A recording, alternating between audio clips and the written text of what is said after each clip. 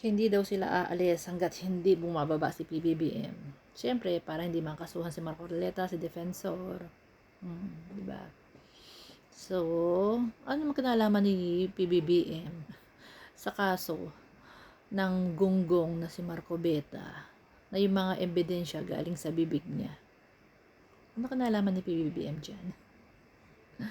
Ay, nako. Ano po ang inyong opinion? Hindi daw sila aalis hanggang di daw bumababa si Marco Beta. Ito opinion ko po ito. Itong biglaang rally na ito, kagabi pa ito eh. Alam nyo, kailangan itong monitor dito. Hindi ako naniniwala na ang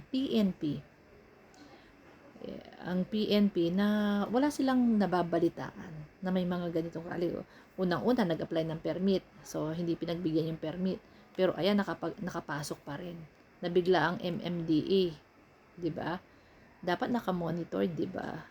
Yung mga ganyang galawan, mga pagpupulong, yung mga assembly dapat nakamonitor diyan. Kaya nga sabi ko sa inyo, wala ako ngayong believe sa DILG and PNP. Ikapapahamak po yan ni PBBM. Itong si John Wick at saka itong tuta niya na si Martires ba yun? Martires ba yun yung pumalit kay General Torre? Wala po akong believe. Isipin nyo nalusutan na naman po sila nito mga walang permit na ito. PNP, DILG. Anyari? Nalusutan na naman kayo ng mga magrarally. Galing nyo talaga. Mga hayop kayo. Wala kayong silbi.